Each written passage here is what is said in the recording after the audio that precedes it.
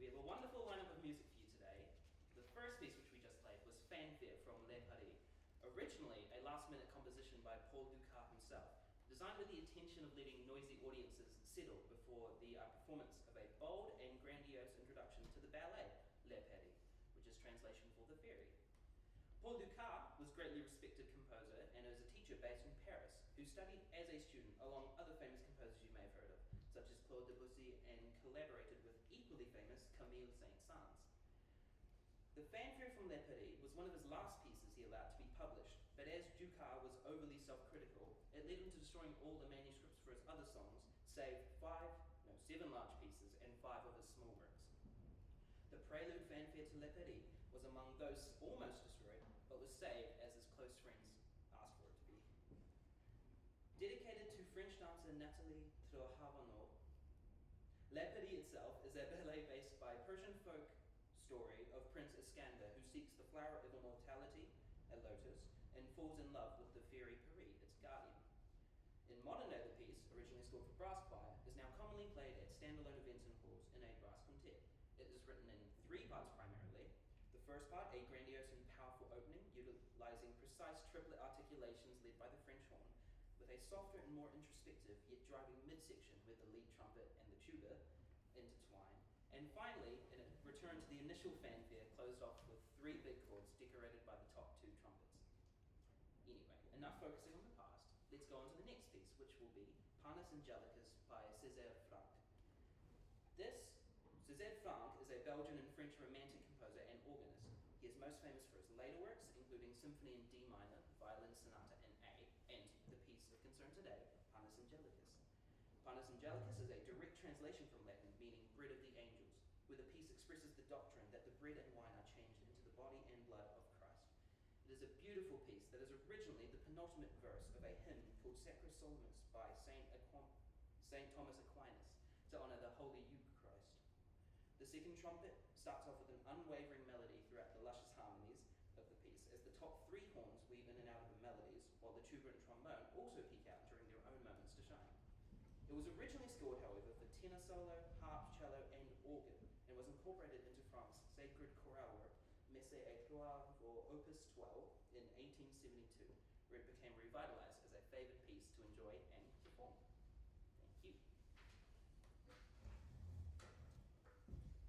Thank you.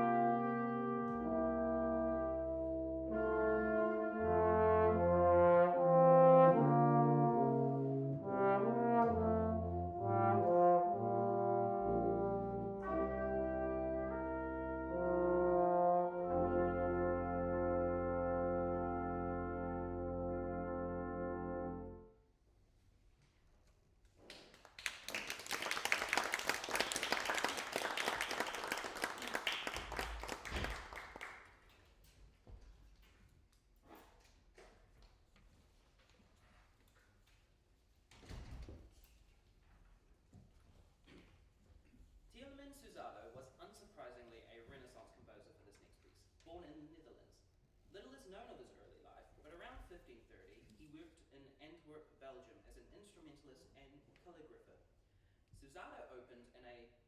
Zazado actually opened a publishing house in 1543, whereas prior to his, most music printing was done in France, Italy, and Germany. He mostly published music by Flemish composers and released collections of masses, motets, madrigals, and chansons, helping to preserve and spread Renaissance music all across Europe. La Modesque is part of a famous instrumental collection of 59 four-part dances from Zazado, published in 1551 called Danserai. La Modesque means the Moorish dance, which refers to a type of festive dance with supposed origin links to the Moorish people. It now instead represents a stylized European court dance with exotic flair, the bright driving tune and repetitive rhythms making it easy to dance to, which is why it still stands today as a popular tune in Morris dancing, a traditional English folk dance.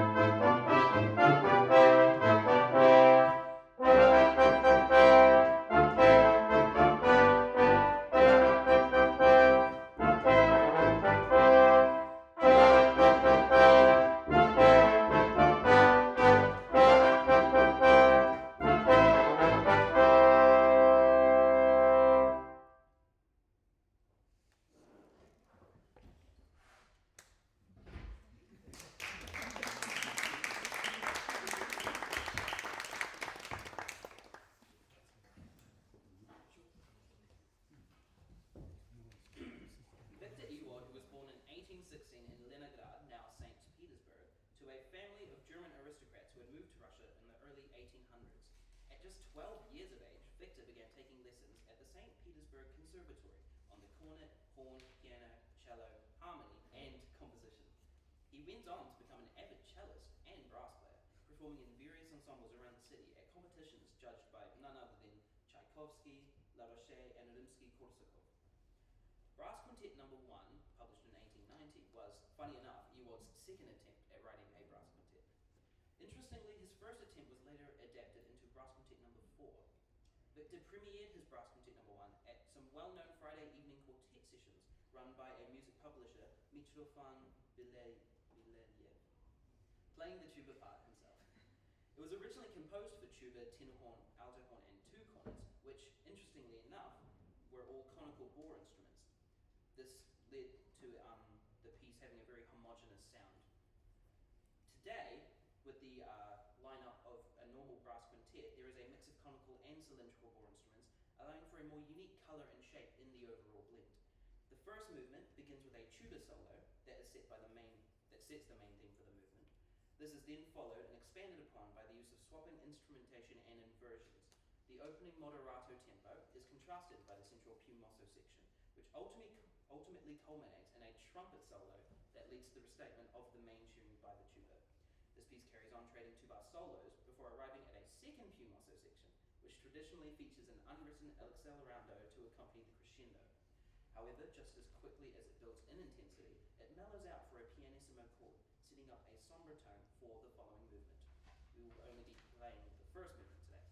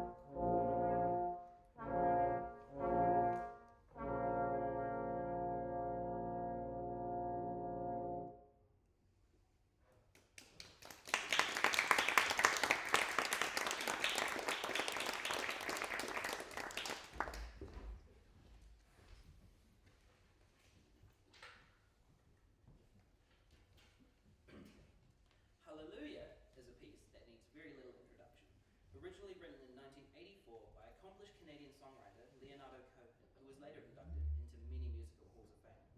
The original hymn tells the triumph of Christ as King and the ultimate victory of good over evil, although Cohen's version uses religious symbolism to show reflection on love, loss, spirituality, and imperfection. This defining work became mainstream and was adapted across many groups, the arrangement today actually originally being sung by famous a cappella ensemble Pentatonics. While we have obviously ditched the singing here today in favour of our brass instruments, we have not neglected to pay homage to the original cover. As thanks to Ben Walker's efforts rearranging this rearrangement, our very own Benjamin Pickering will be laying down some percussive plosives. He will be intermittent between the microphone and the trombone during the piece in a very unique verse of a beatboxing brass quintet. The song overall is very soloistic, holding exposed sections of merely one or two instruments playing, before being contrasted with luscious melodies of full textures, yet maintaining its tight rhythm and dynamical direction.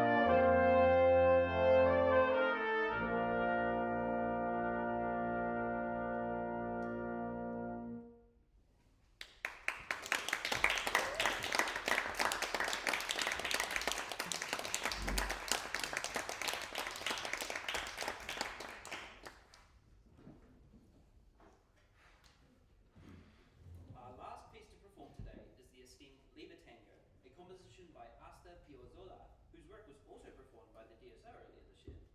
Liber Tango was recorded and published in Milan in 1974, and the title of the piece is actually an amalgamation of the words libertad, translating to liberty in Spanish, and tango, which is a style of dramatic and flamboyant partner dancing originating from Latin America in the 19th century.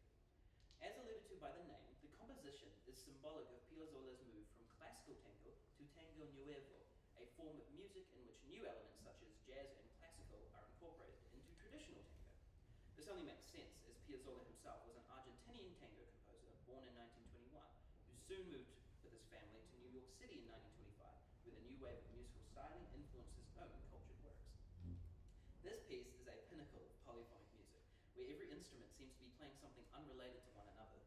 The music starts by being built up, the tuba holding a constant tercio, traditional habanera rhythm, as the trombone intertwines on a harmonic ostinato over it. As the French horn begins to soar over top, the trumpets decorate with rhythmic jabs, and the piece soon explores into an adventure of sound and swapping parts that is sure to captivate. Thank you for coming and listening to us today.